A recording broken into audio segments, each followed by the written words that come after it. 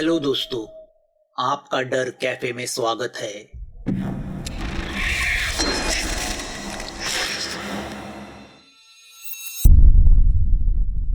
वो जो कोई है अमानवीय और कमाल का ताकतवर है, जिससे भूत पिशाच और चुड़ैलें भी डरती है। ऐसी कौन सी ताकत है जिससे भूत पिशाच और चुड़ैल भी डरती है? इरावती मासूमियत से पूछती है। ऋषिकेश शांति से बोलता है, शैतान। सौरभ और इरावती शौक होके उसे देखने लगते हैं। शैतान?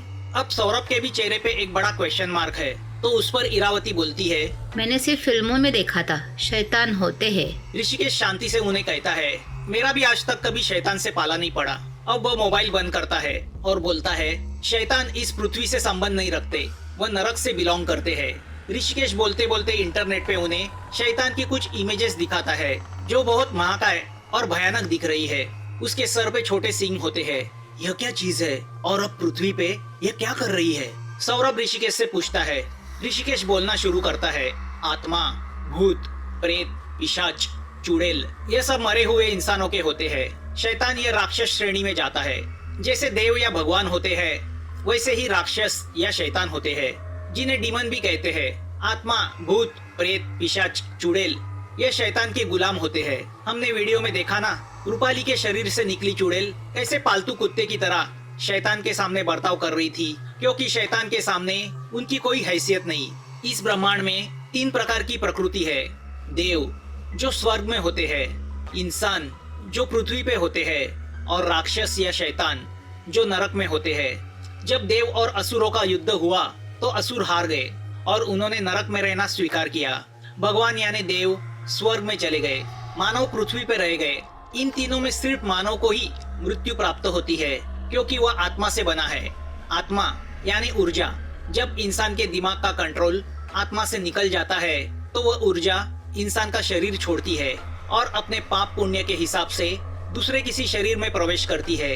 मगर कुछ ऊर्जाएं ऐसी होती है जो पिछले शरीर के कर्मों से अटकी हुई रहती है। वह दूसरा जन्म स्वीकार नहीं करती, फिर बिना शरीर के वो भटकती रहती है, जिन्हें हम आत्मा, भूत, प्रेत, पिशाच, चुड़ैल वगैरह कहते हैं। मगर शैतान कभी नहीं मरता। ऐसा कहते हैं कि समुद्र मंथन के वक्त अमृत सिर्फ देवों को ही नहीं, बल्कि कुछ बूंदे असुरों को भी मिली थी, जिसकी वजह से वह अमर हो गए।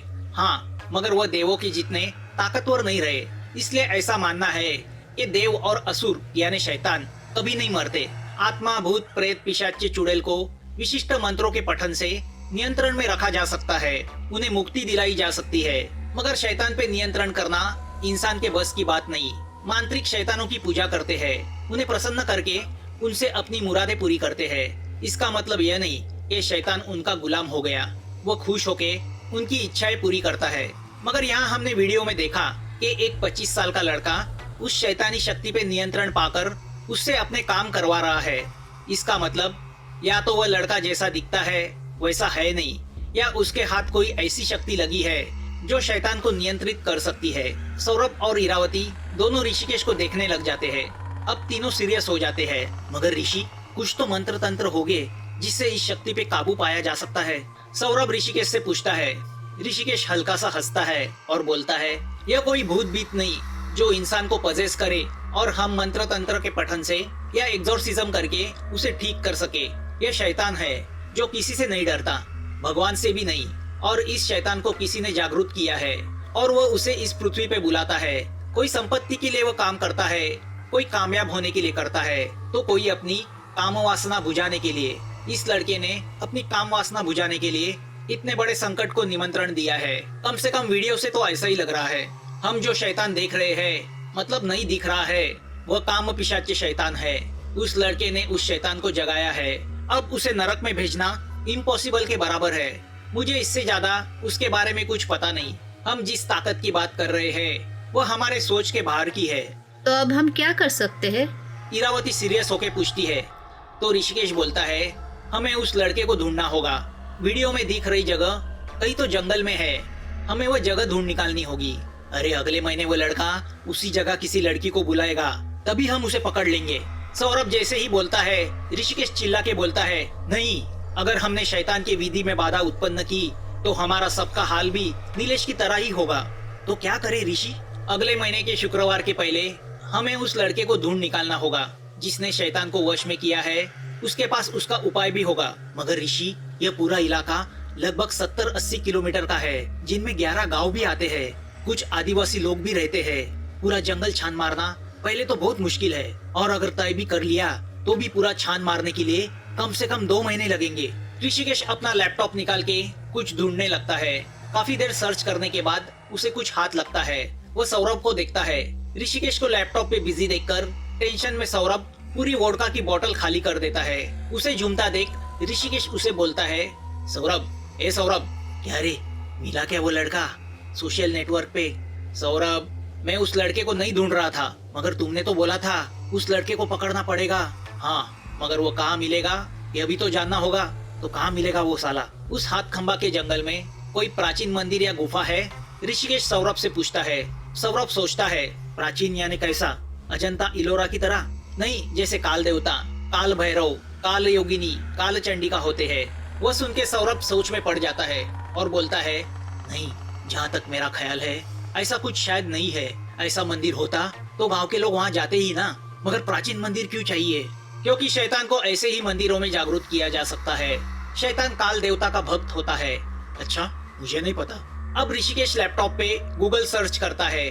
सौरभ, बहुत साल पहले इस जंगल में आदिवासी रहा करते थे ना, तो फिर वो किस देवता को पूछते थे? वह भी पता नहीं। मैं उस जंगल के बारे में ज्यादा नहीं जानता। देखो सौरभ, यहाँ जंगल के 12 किलोमीटर अंदर कुछ दिखाई दे रहा है जिसे पुरातत्व विभाग ने लाल निशान बनाया है। वो क्या है? पुरातत्व? हाँ, याद आया, कुछ पुराने मंदिर के अवशेष है। वो तो जंगल में बहुत अंदर है, तो हमें वहीं पे जाना है। ऋषिकेश शांति से बोलता है। जंगल में इतने अंदर? सौरभ की पी हुई सारी उतर जाती है। आधे घंटे में वह उस जंगल के यहाँ पहुँच जाते हैं। अब सौरभ और ऋषिकेश 7 खंबा के उस जंगल में चलने लगते हैं। इरावती उनके साथ नहीं आती। वो घर में लैपटॉप पे बैठ के उन पर ट्रेसिंग ऐप के जरिए नजर रखे हुए है। ऋषिकेश के हाथ में एनर्जी डिटेक्टर है। वह चलते चलते उस यंत्र में देख रहा है। बढ़ी हुई घास और झाड़ी की वजह से उन्हें चलने में भी तकलीफ हो रही है। ऊपर से रास्ते में रेंगते हुए सांप और कीड़ों से बचते हुए जाना मुश्किल ही था। दोपहर होने के बावजूद घनी झाड़ी और ऊपर छाए घने बादलों की वजह से ऐसा लग रहा था कि शाम के 7 बज रहे हैं। लगभग 1 घंटे चलने के बाद ऋषि को एक कांटे में फंसा नाइट गाउन का टुकड़ा मिलता है। वो गौर से देखता है तो उसे पता चलता है वो रूपाली के गाउन का टुकड़ा है।